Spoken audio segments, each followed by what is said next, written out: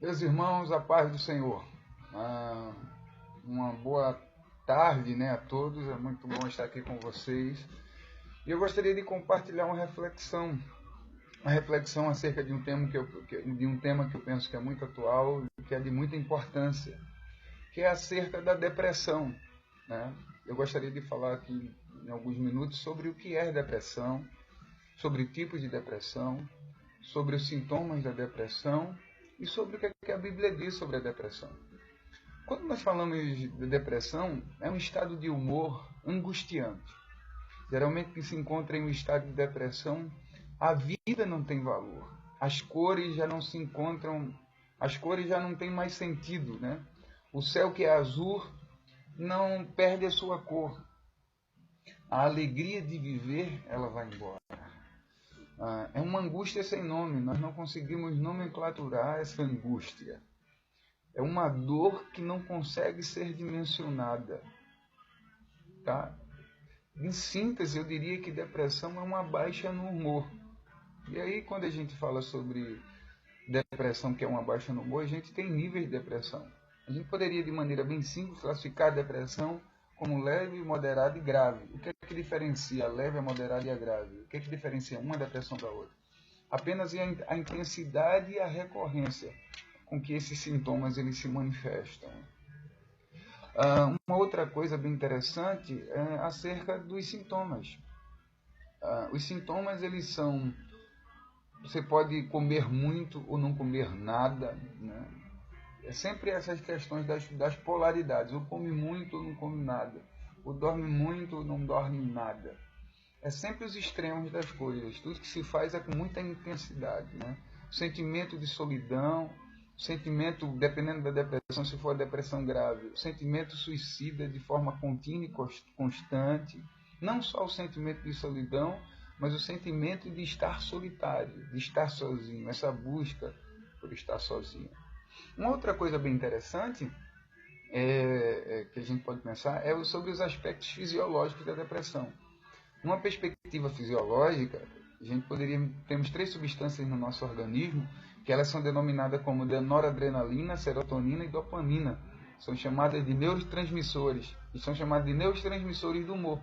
Quando há uma baixa nesses neurotransmissores, por isso que eu penso e entendo que é o acompanhamento psicológico, ou seja, desenvolver um trabalho psicoterápico com um trabalho psiquiátrico, porque pode acontecer uma ação medicamentosa, e eu não tenho nada contra medicamentos, por vezes eu acho importante com que aconteça também, né? A gente tem que ter cuidado também com essa questão dessa ação medicamentosa excessiva, principalmente hoje, na sociedade consumista em que vivemos, onde as pessoas elas têm a necessidade de estar se medicamentando. Aliado a essa necessidade, temos também o mercado, né, capitalista, o interesse dos laboratórios de estarem vendendo remédio. Mas eu não sou contra, não tenho oposição. Eu acho que tudo deve ser feito de forma ponderada e equilibrada. Tá? Então, aliar a questão medicamentosa à psicoterapia é interessante também. Tá? Então, esses neurotransmissores, quando há uma baixa no humor devido a essa questão fisiológica, pode acontecer de um indivíduo estar tomando um antidepressivo para regular esses neurotransmissores. Mas não só ficar presa à questão medicamentosa. Você tem um trabalho psicoterápico, eu penso que é ideal. Tá? Mas enfim, o que é que a Bíblia diz acerca da depressão, né? A Bíblia, um crente pode ter depressão, um cristão pode ter depressão, por ele ser cristão, por ele servir a Deus, será que ele pode ter depressão? O que é que a Bíblia diz? Queridos, se você abrir a sua Bíblia no livro de Eclesiastes, no capítulo 9, e o versículo 2, você vai ver Salomão dizendo o seguinte: tudo sucede igualmente a todos. E aí ele vai dizendo, é uma sequência de coisas que ele vai citando o que pode acontecer. Tanto sucede ao justo como ao ímpio. Mas a partir do capítulo 9, versículo 2 de Eclesiastes, você vai ver a Bíblia falando o seguinte: tudo sucede igualmente a todos. Então, a fé, na verdade, ela não nos isenta de vivenciarmos dores. A fé não nos isenta de vivenciarmos angústia. A fé não nos nos isenta de vivenciarmos tribulações. O salmista, no Salmo 23, o verso 4, ele disse assim: ainda que eu andasse pelo vale da sombra da morte, eu não temeria mal algum, porque tu, Senhor, estás comigo. A Bíblia não diz que nós não iremos vivenciar. Da mesma forma que a Bíblia, quando a gente lê esse texto e a Bíblia diz que tudo sucede igualmente a todos, isso diz respeito também a algumas situações subjetivas, a algumas circunstâncias emocionais. Temos muito crente com síndrome do pânico. Temos muito crente que já vivenciam o sintoma da depressão.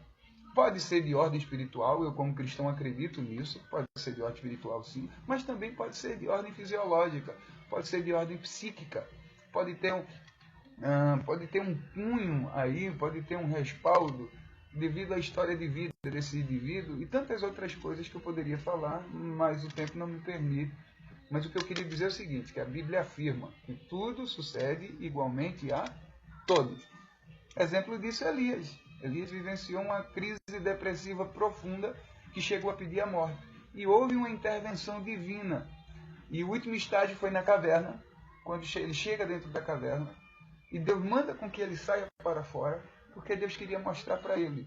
Uma das questões que eu posso levantar, uma das análises que eu posso fazer sobre a depressão de Elias é que ele estava carregando, ele estava levando uma carga que não era dele, não pertencia a ele. E ele diz, Deus chega para ele, que faz aqui, Elias? Ele diz para Deus, Deus, só tem eu. Deus teve que conscientizar, houve uma intervenção divina. A primeira coisa foi que Deus quis ouvir ele, que coloca para fora, Elias, diz o que é que está acontecendo com você, qual é a angústia que te incomoda, fala qual é o mal do teu coração. Ele fala, só tem eu. Aí Deus disse, não só tem você. Tem 7.000 que ainda não se curvaram. Tem 7.000 que não dobraram os joelhos diante do mal.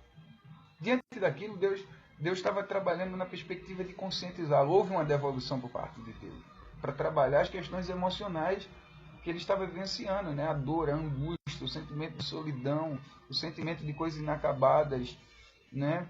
E apesar dele ter vivenciado inúmeras coisas, apesar dele ter enfrentado inúmeras coisas, apesar dele ter enfrentado a mulher de Baal, enfrentado 450 profetas de Baal e 400 profetas de Azera, aí alguém diz, mas ele correu por causa de Jezabel, uma mulher, mas não foi Jezabel, não foi simplesmente uma palavra. Ali foi o ápice, ali foi o limite dele. Ele disse, agora não dá mais. E entrou numa crise profunda de depressão.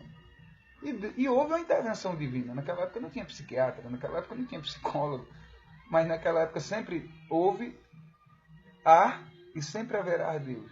E houve uma intervenção divina para trabalhar os aspectos emocionais do profeta Elias. E por fim, ele é arrebatado na carruagem de fogo, como todos nós sabemos. Então, queridos, o que eu queria dizer para você, apesar de todas essas circunstâncias que você está vivenciando, te aconselho sim a buscar um profissional, mas também creia que há um Deus nos céus, que é poderoso. Como disse o apóstolo Paulo, escrevendo a carta dele à igreja que estava em Éfeso, no capítulo 3, o versículo 20, ele disse, ora, aquele que é poderoso para fazer muito mais além daquilo que pedimos ou pensamos. Queridos, Deus abençoe a todos e até a próxima reflexão.